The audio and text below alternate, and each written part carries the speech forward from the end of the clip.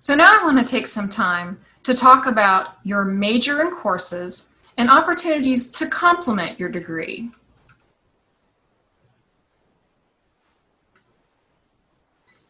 It's always important to talk about picking the major that's right for you. Of course, you're watching this video because you've already decided that you're interested in a major that's offered out of the College of Sciences. Awesome! You're on a path to complete your education. As you go down that path, we really want to make sure that you're enrolling in the right courses and engaging in the right experiences that are going to prepare you for what happens next. What do you want to have happen after you complete your bachelor's degree? But why talk about picking a major if you already know what you want to pursue? Well, because you might change your mind. You've picked the major you know you want to pursue. And as you're completing courses, you should be reinforcing that decision time and time again. In fact, the beginning general education program is very relevant to every aspect of your degree. Think about the presentations you're going to be giving. This is your speech course. Think about all the papers that you will be writing, the documents, the reports. This is your English composition class. And the fact that you will be interacting with others now and in the future and whatever job you go into, these are your social, cultural, and historic courses. You're going to have to use math at some point. That's the mathematics foundation. And you really should have some basic science under your belt regardless of your major. The general education program should be used to reinforce your major at a very basic and fundamental level. But it can also expose you to new ideas about your major or about a new major. For example, you're taking your introductory physics course, and there's this really interesting concept that you're learning about. So you go up and you talk to the instructor of the class to find out a little bit more about that. And what you learn is that these are concepts that are associated with the mechanical engineering degree. So guess what? You just changed your major.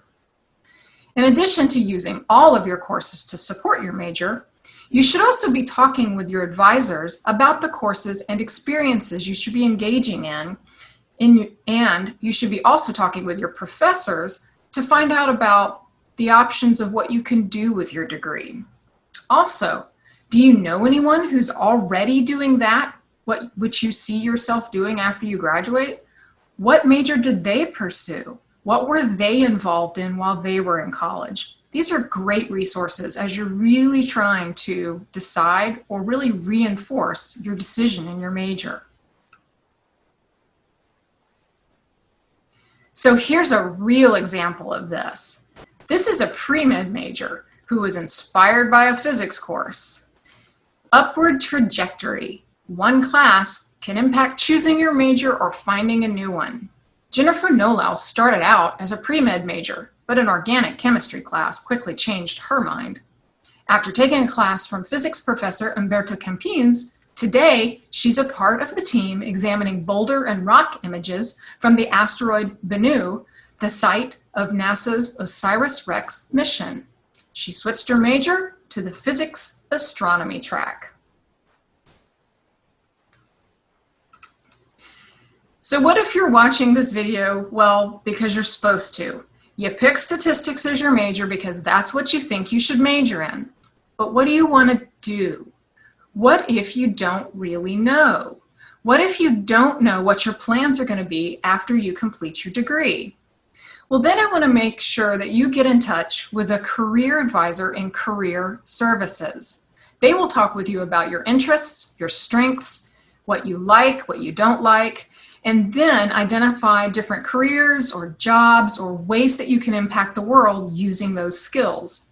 And then they'll talk to you about the different majors that will prepare you for that next thing. So you pick statistics, and now they're helping to reinforce that decision because of your interests in data analysis and actuarial science. Or you may find out that you're more interested in analytic applications in mathematics or digital media. Another great resource is the Knight's Major Exploration and Transition Center. These advisors will talk with you about all the major options at UCF, take a look at the courses you've completed against those various majors you may be interested, and help you identify the right fit. Now, so if you're not quite cutting it in maybe journalism, well, how about learning about storytelling and narrative structure in a creative writing major? We want you to use all of the resources available to you across the university, even if that means looking at other majors in another college. Don't worry, I won't be offended if you don't stay in the College of Sciences.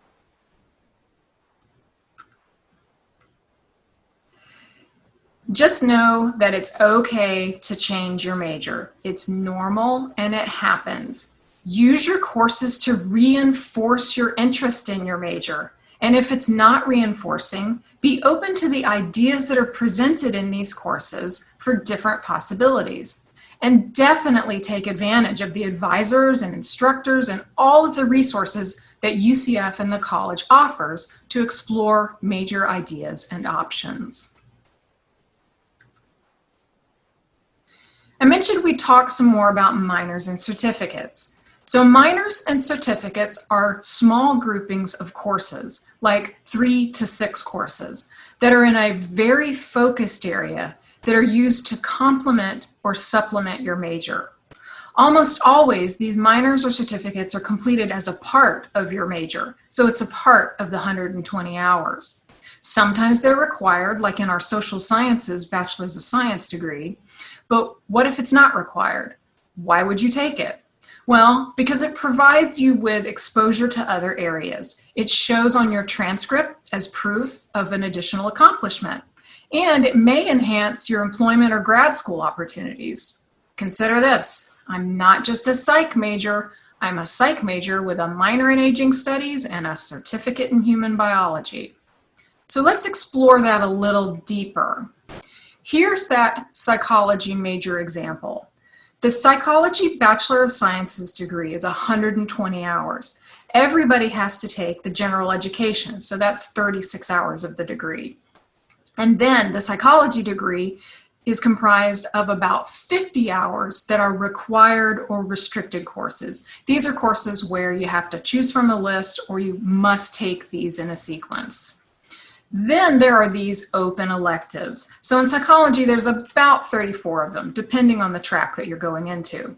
Well, so instead of taking hot swimming yoga or something like that to fill out those open electives, consider a minor or certificate to structure those additional hours. And so here are just a few examples of what can fill those open electives. What minor or certificate do you want to choose? Well, think about, what do you want to do next? What will happen after you complete your degree? And look at these different certificates and minor options across the university to help you pick the one that really complements and gives you that little something extra towards what you want to do next. So sometimes it's a little harder for new graduates to find jobs in their career field immediately after graduating, because sometimes employers are looking for actual experience, not just the degree. A great way to incorporate that active experience as a part of the degree is to be engaged in internships, research apprenticeships, or cooperative experiences. These are great ways to eliminate that experience roadblock. Now, in addition, several of the majors within the College of Sciences are what we call applied majors. These incorporate active experience as a part of the degree. For instance, the Actuarial Sciences Bachelor of Sciences degree, as a part of that program, the major will prepare you to take the actuary exams. There are several that are required to become a certified actuary. One of those exams, and possibly more, you will actually complete as a part of your degree requirements. So as well, in addition to this example, there are several majors across UCF that offer this applied experience. Think about engineering, nursing, business, and the ones we have listed here. So here's an applied success story of a student who's now in one of our PhD programs. Fighting crime with pollen. Pollen can be an allergy nightmare for some in the spring, but researchers at the National Center for Forensic Science see its crime-fighting potential. Brian McCullough, currently a chemistry PhD student, is one of several students developing a pollen database that law enforcement can use to track the movements of criminal and contraband.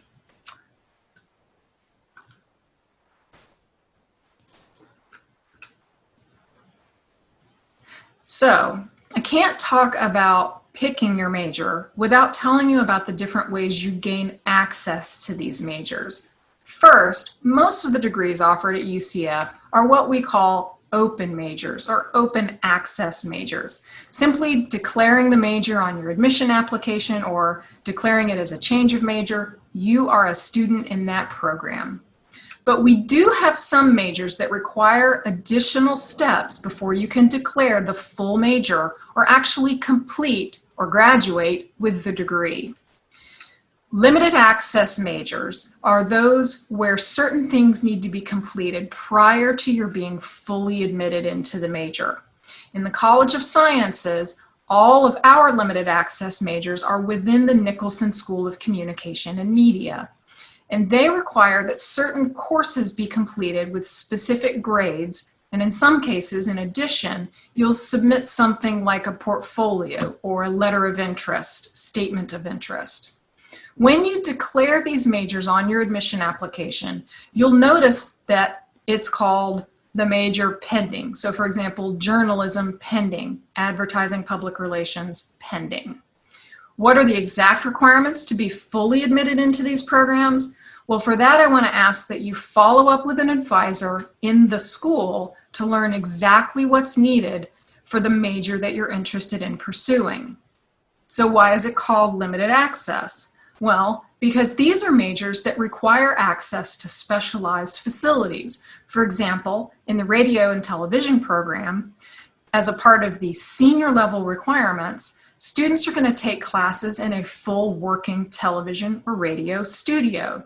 We only have one of these facilities on campus, and we don't want to overcrowd the experience, so we limit access to the program to ensure that when students get to that level, they have that quality experience. Also in the College of Sciences, we have restricted access majors, and ours is the forensic science major. The restriction is that to complete the degree, you have to meet an additional major GPA requirement that is more restrictive than the university's graduation requirement. Again, these types of admission or completion requirements exist in majors across the university. So if you change your major into something different, into a program that is limited or restricted, please be sure to talk with an advisor so that you know exactly what's required for you to be fully admitted or to complete that program.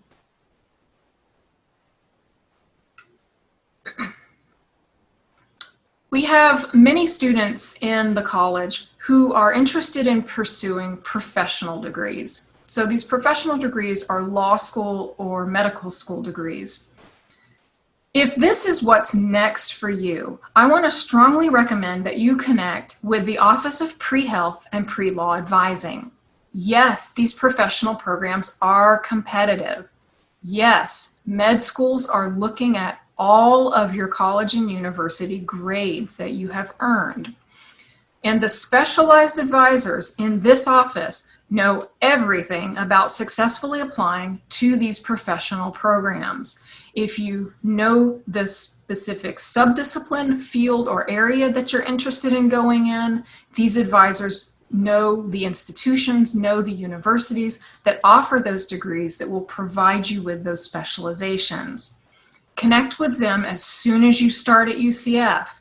They are there to help you select the right professional program and to prepare your successful admission portfolio. So here's another story about a recent graduate. This is vetted opportunities. There's the cute and cuddly side of working with animals, and then there's the catheterization and necrospies. I love both, said Rebecca Sartori, a biology major and pre-vet graduate. The first time I put on sterile gloves and watched a surgery, I got excited. Sartori narrowed her focus on shelter medicine that includes caring for homeless pets, as well as tasks like clearing up parasites and sterilizing pets given up for adoption.